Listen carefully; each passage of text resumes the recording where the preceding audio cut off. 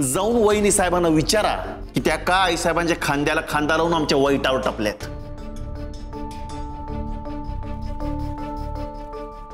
हे बघ सुजित, संजू तुझ्या विरोधात कधीच नव्हती आणि नसणार आहे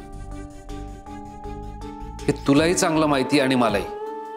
प्लीज असं बोलू नकोस. वहिनी साहेब अशा वागतील असं आम्हाला पण वाटलं नव्हतं, पण वागल्यात ना. अहो आम्हाला पण वाटलं होतं त्यांच्या मनात आमच्याबद्दल चांगल्या भावना आहे, पण आता लपून राहिलेलं जहर आहे ना, जहर ते बाहेर पडतंय. सुजित, काय बोलतोस? कल्पना आहे का तुला?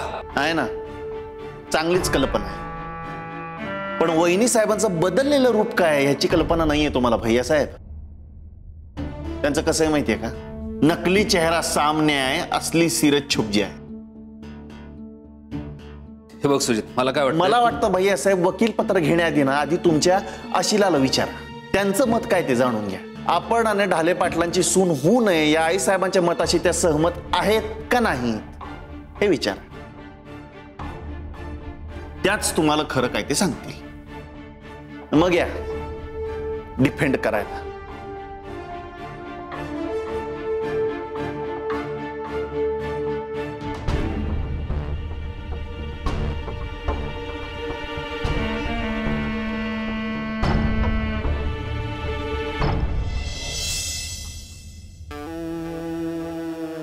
येळेवर आला चौगुले वकील. नमस्कार दादासाहेब. बसा बसा.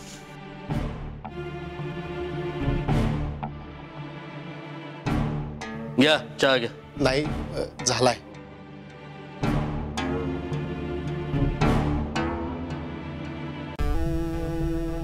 पुरा घ्या. आम्हाला अर्धवट केलेल्या गोष्टी आवडत नाहीत. जी.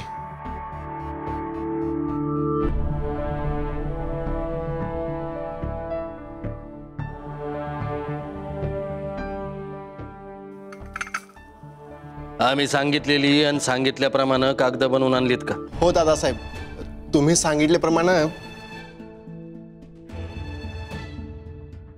सगळे कागदपत्र चोख बनवून आणलेत. हे कंपनीचं लोन, त्याचे अग्रीमेंट, हे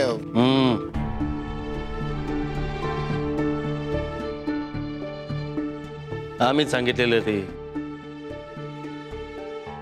बनवून आणलेत ना? करून तयार करून आणलेत.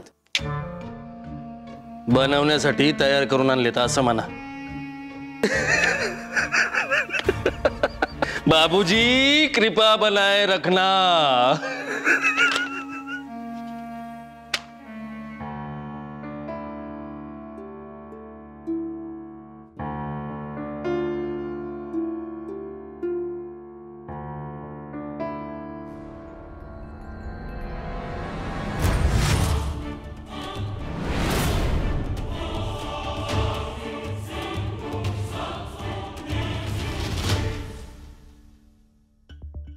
कोण तुम्ही?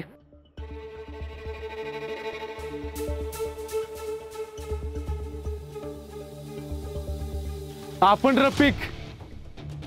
शमशुद्दीन भाईकडे आलता का नाही तुम्ही? काय ओळख बिळख विसरला का काय? कसं आहे, देणेकरी ओळख विसरतो पण घेणेदार नाही. कामाचं बोल. बेस. तर मी तुमच्या घराकडे चाललेलो. बरं झालं मला तुम्ही इथंच भेटला. पैशाची व्यवस्था केली का नाही? त्यांना सांग प्रयत्न चालू आहेत.